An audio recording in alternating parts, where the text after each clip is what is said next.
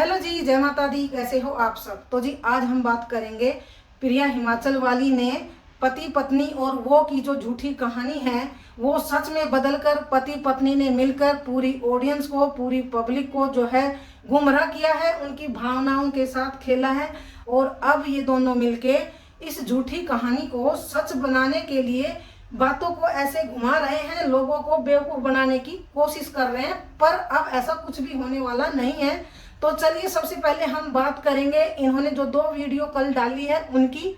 एक में तो इन्होंने जो रिकॉर्डिंग दिखाई है उसके बारे में हम बात करेंगे, और दूसरी इन्होंने जो ये बबीता आई है दूसरी, उसका फेस दिखाया है, उस पर हम बात करेंगे। तो सबसे पहले हम बात करेंगे प्रिया के हस्बैंड कुलदीप की, जो कि उन्होंने बोला है कि मैं अपनी ऑडियंस को सारा सच बताऊंगा। मैं अपनी ऑडियंस को बताऊंगा कि वो बबीता जो रितु है, वो पहले वाली बबीता, वो कौन है, क्या है, और उसने मेरे साथ क्या किया, कैसे उसने मेरे को धोखा दिया और कैसे उसने मेरे को फंसाया है अपने जाल में। तो सबसे पहले हम कुलदीप से ये बात पूछना चाहेंगे कि आप ये बात क्लियर करो कि आखिर में बबीता है कौन? क्या बबीता सिर्फ एक नाम रह गया या कोई बबीता भी है जो प्रेजेंट में आपके घर रहती है? आप उसको बोल रहे हो कि उसका नाम काजल है और उसके एक बेटा है और वो अपने पति को जो है वो छोड़ चुकी है। और जब आप सबसे पहले 5-6 महीने पहले जब आप 1-1.5 महीने के लिए बाहर गए थे, तब उस बबीता का हस्बैंड जो है वो एक्सपायर हो चुका था, उसके 2 बच्चे थे।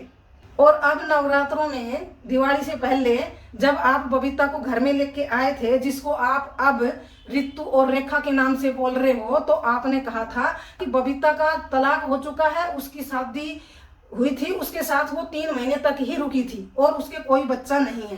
तो अब आप ये बताओ कि भाई आखिर बबीता है कौन? अब उसका नाम जो प्रेजेंट में आपके घर रह रही है उसका नाम काजल है, और जब आप दिवाली से पहले घर लेके आए थे उसका नाम रेखा और जो है रितु है। तो जो बबीता है वो है कौन? आप बताओ कि बबीता है कौन? और एक बबीता का हस्बैंड एक्सपायर हो चुका है, एक बबीता का हस्बैंड के साथ शादी हुई थी, तलाक हो गया था, 3 महीने ही शादी चली थी, और एक बबीता जो प्रेजेंट में आपके घर है ना, इसने अपने पति को जो है वो छोड़ दिया और ये एक बेटा भी है इनके। तो भाई हमें समझ नहीं आ रहा है, आप ऑडियंस को ये भी समझाओ कि आखिर बबीता है कौन।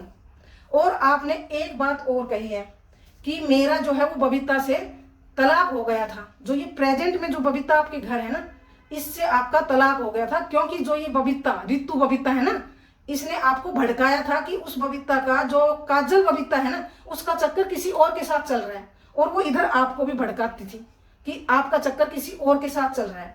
तो आपने जो ये काजल बबीता है इसको छोड़ दिया था, और आपने कहा है कि हिमाचल में ऐसे ही तलाक हो जाता है, तलाक लेने की कोई जरूरत नहीं होती, ऐसे ही रिश्ते टूट जाते हैं। तो मैं आपसे पूछना चाहती हूँ कि आप रहते कहाँ हो?